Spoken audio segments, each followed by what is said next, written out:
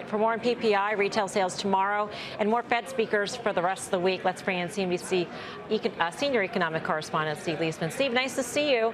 We've got a lot ahead. Do you think that anybody will be willing to say we've hit peak inflation? We saw it, and it's coming down? Now, you could get some positive comments. I don't think they'll be quite so over the top in that kind of commentary. I am talking to Mary Daly, the San Francisco Fed president, tomorrow at 10.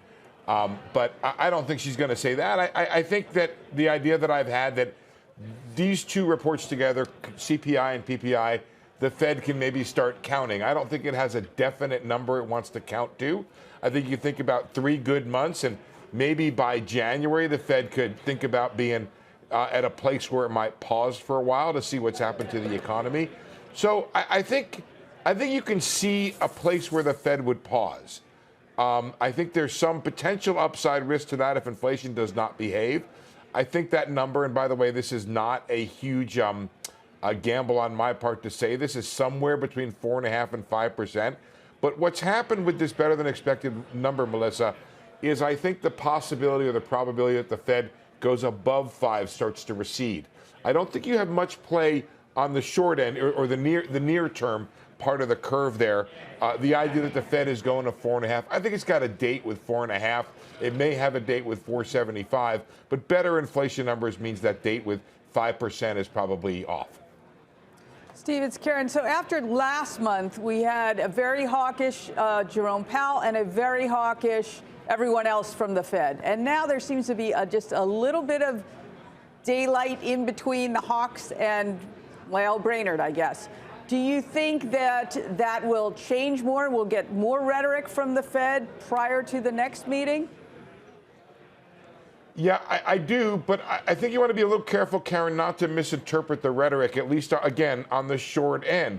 That the differences between Fed officials I see as affecting where they're going to stop, not kind of getting there in the interim. I think 50 looks like a pretty good bet for the December meeting. And remember, that's a big rate hike, 50 basis points. I know you're kind of benumbed to it all, but at this point, 50 is still a big number. There might be another 25 on top of that, maybe another 50, another 25 after that.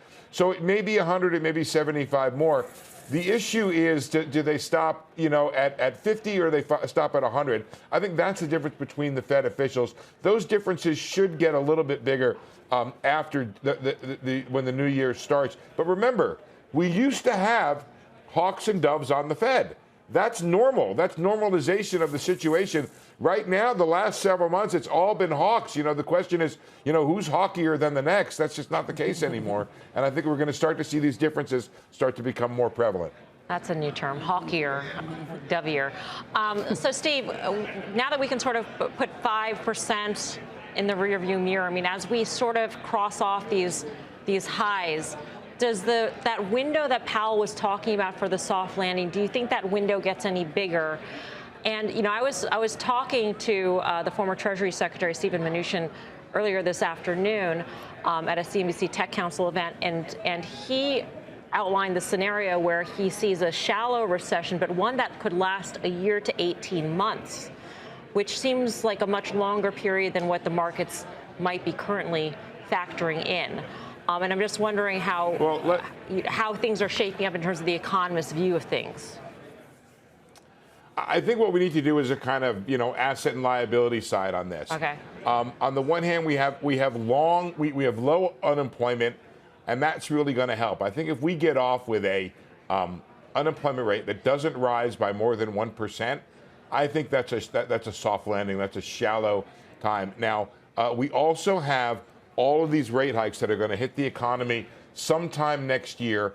And I think it's also a very important liability for this economy that we don't have a Fed that's going to help.